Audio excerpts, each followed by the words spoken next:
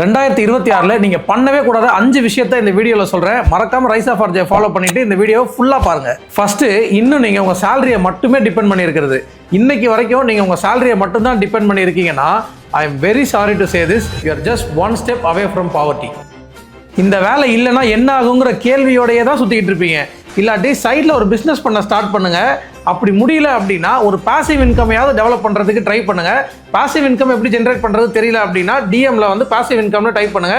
நானே உங்களுக்கு கைட் பண்ணுறேன். ரெண்டாவது, உங்களோட ஹை இன்ட்ரெஸ்ட் லோன்ஸை கண்டுக்காம விடுறது. இப்போ உங்களுக்கு நிறைய கடன் இருக்குன்னு வைங்க, அந்த கடன் எல்லாத்தையுமே ஸ்னோபால் எஃபெக்ட் வச்சு ஈஸியாக க்ளோஸ் பண்ணிட முடியும். ஸ்னோபால் எஃபெக்ட்னா என்னன்னு தெரியலனா டீட்டெயிலாக எக்ஸ்பிளைன் பண்ணியிருக்கேன், இங்கே கிளிக் பண்ணி பாருங்க. நீங்கள் இன்ஸ்டாகிராமில் ஒருத்தர் சொல்கிறத கேட்டு இன்வெஸ்ட் பண்ணுறலாம் ஓகே தான், ஆனால் அந்த பர்சனுக்கு போதுமான இன்வெஸ்ட்மெண்ட் நாலேஜ் இருக்கான்றதை பார்த்துட்டு அதுக்கப்புறம் இன்வெஸ்ட் பண்ணுங்க. இல்லாட்டி உங்கள் காசு கோவிந்தா தான். நாலாவது, ட்ராக்கே பண்ணாமல் டிரான்சாக்ஷன் பண்ணுறது.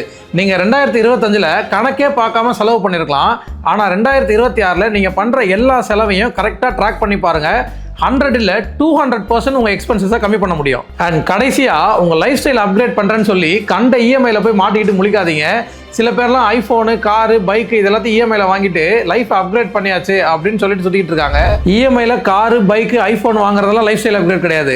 அதை வாங்குற அளவுக்கான வெல்த்தை கிரியேட் பண்ணுறது தான் உண்மையான ஹெல்த்தியான லைஃப் ஸ்டைல் அப்கிரேட். ஸோ உங்கள் வெல்த்தை பில்ட் பண்ணுறதுக்கு இன்வெஸ்ட்மெண்ட் தான் ஒரே வழி. இன்வெஸ்ட்மெண்ட் எங்கே, எப்படி, எவ்வளோ பண்ணணும்னு தெரியல அப்படின்னா இன்வெஸ்ட்னு கமெண்ட் பண்ணுங்கள். நானே உங்களுக்கு பர்சனலாக கால் பண்ணி சொல்லித்தரேன்.